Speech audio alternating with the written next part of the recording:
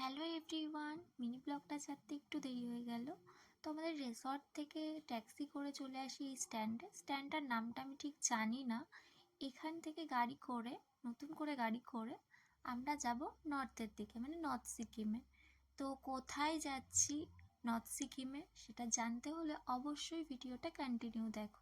এখান থেকে দেখো কাঞ্চনজঙ্ঘা কত সুন্দর লাগছিল, একটুখানি চূড়াটা দেখা যাচ্ছিল, সেটাই তোমাদেরকে দেখালাম। দেন আমরা চলে আসি সেভেন সিস্টার ওয়াটারফলসে, বাট ছটা সিস্টার ওয়াটারফলস মিসিং ছিল, কোনো কারণে হারিয়ে গেছে। ওখান থেকে আমরা তাড়াতাড়ি বেরিয়ে পড়ি নর্থ সিকিমে যাওয়ার জন্য। নর্থ সিকিমের ফার্স্ট লোকেশন ছিল আমাদের লাচাং। গ্যাংটক থেকে লাচাংয়ের দূরত্ব প্রায় 128 কিলোমিটার, মানে অনেক ঘন্টার জার্নিংয়ের ব্যাপার। তো আমাদের এখানে চেকিং পয়েন্ট ছিল, তাই আমরা একটু ফটো তুলি। আর এই যেই নদীটা দেখছো, এই নদীটা হচ্ছে তিস্তা নদী।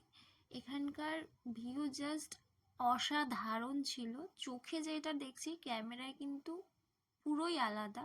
তারপর এই যে রাস্তায় যেতে যেতে আরো সুন্দর সুন্দর জায়গা দেখি, এখানে আমরা সবাই একটু ফটো তুলছিলাম।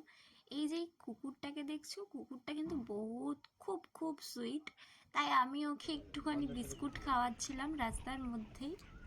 বাইরের প্রাকৃতিক দৃশ্য দেখতে দেখতে কিভাবে যে 8-9 ঘন্টা কেটে গেল সত্যি বুঝতে পারলাম না।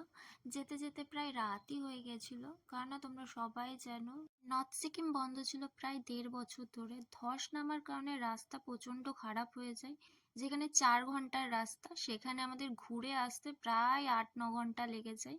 তারপর চলে আসি আমাদের হোটেলে। হোটেলটা খুব সুন্দর ছিল, রুমগুলোও খুব সুন্দর ছিল, দেখো তোমরা। আর ব্যালকানি ছিল, আর ঠান্ডা মারাত্মক লেভেলের ঠান্ডা ছিল, প্রায় -3-4 ডিগ্রি ছিল এখানে। কালকে যেখানে যাব এর থেকেও বেশি ঠান্ডা পাবো, সেটা ভেবেই গাটা এখন থেকে শিউরে উঠছে। তো এইটুকুনি ছিল আমার মিনি ব্লগ। কেমন লেগেছে অতি অবশ্যই কমেন্টে জানিও। নেক্সট পার্ট অবশ্যই দেখো আমরা কোথায় যাচ্ছি। এখন সবাইকে বাই বাই।